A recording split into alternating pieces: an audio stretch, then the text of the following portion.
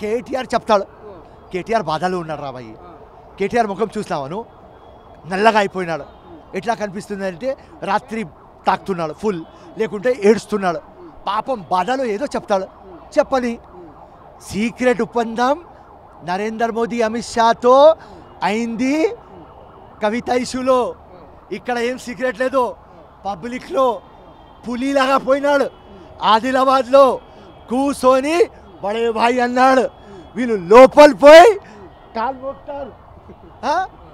అది అది బీఆర్ఎస్ కేసీఆర్ కేటీఆర్, ఇది రేవంత్ రెడ్డి. మాజీ ముఖ్యమంత్రి కేసీఆర్ ఎప్పుడు ప్రధాని వచ్చినా కూడా ఆహ్వానించలేదు, ప్రోటోకాల్ ఫాలో అవ్వలేదు, కలవలేదు. కానీ రేవంత్ రెడ్డి గారు మొదటిసారి రాగానే పోయి కలిసారు. ఇద్దరికి తేడా ఏమనిపిస్తుంది? కేసీఆర్కి రేవంత్ రెడ్డి. కేసీఆర్కి ఈగో, దొరా, డిక్టేటర్. రేవంత్ రెడ్డి స్టేట్స్మెన్, ప్రజా, down to earth. Telangana develop కావాలి, దానికోసం నేను నా నెత్తి ఎవరైనా కడుపులో పెడతా, ఇలా పోయి బడాభాయ్ అని చెప్పినాడు. Great fellow Revanth Reddy. తెలంగాణ కోసం, ప్రజల కోసం డబ్బులు లేకపోతే ఏం చేయలేరు రా భయ్. నేను చెప్తున్నా, డబ్బులు తీసుకురావడానికి బడే భాయ్ అన్నాడు. జబర్దస్త్ పని చేస్తాడు మా రేవంత్ అన్న.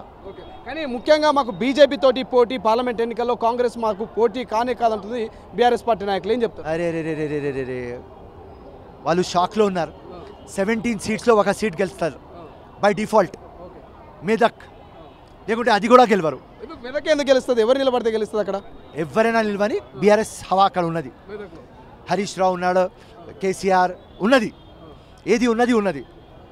సో బై డిఫాల్ట్ గెలిస్తే ఒక మెదక్, లేకుంటే ఒక సీట్ కూడా గెలవరు. ఎమ్మెల్యేస్ మొత్తం బీఆర్ఎస్ది కాంగ్రెస్తో టచ్లో ఉన్నారు. ఎలక్షన్ తర్వాత ఒక సీట్ రాకపోతే అందరు దుంకాలని డిసైడ్ అయినారు. 64 ఇలా మా ఫిగర్. 74 అవుతాం, 84 అవుతాం, 94 అవుతాం, 100 దగ్గర స్టాప్ అవుతాం. ఇది పరిస్థితి. బీఆర్ఎస్ ఖాళీ అవుతుంది. కేటీఆర్ పరేషాన్ ఉన్నాడు. దానికోసం ఇట్లాంటి డైలాగ్లు, ఇట్లాంటి స్టేట్మెంట్లు ఇస్తున్నాడు.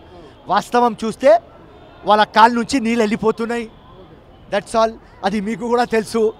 కానీ ఫిరోజ్ ఖాన్కి అడగాలే కదా, అడుగుతున్నారు. ఇప్పుడు చాలామంది కొత్త వాళ్ళు, మాజీ మేయర్లు, అదేవిధంగా కార్పొరేటర్లు, మాజీ ఎమ్మెల్యేలు, సిట్టింగ్ ఎంపీలు కూడా కాంగ్రెస్ పార్టీలో జాయిన్ అవుతున్నారు. సో ఎప్పటి నుంచో కష్టపడుతున్నట్టు మీలాంటి ఎంతోమంది సీనియర్ కాంగ్రెస్ కార్యకర్తలకు ఇప్పుడు వస్తున్నటువంటి ఎవరైతే కొత్తగా బీఆర్ఎస్ నుంచి కాంగ్రెస్లోకి వస్తున్నటువంటి వాళ్ళకు ఎట్లా సద్యత కలుగుతుంది? ఎట్లా వీళ్ళు కాంగ్రెస్ పార్టీ ముందుకు తీసుకుపోతారు? ఏం కాదు, యంగ్ బ్లడ్ రావాలి, కొత్తోళ్ళు రావాలి, మేము పెరగాలి. కాంగ్రెస్ అంటే ఓషన్లో అన్ని నీళ్ళు వస్తాయి.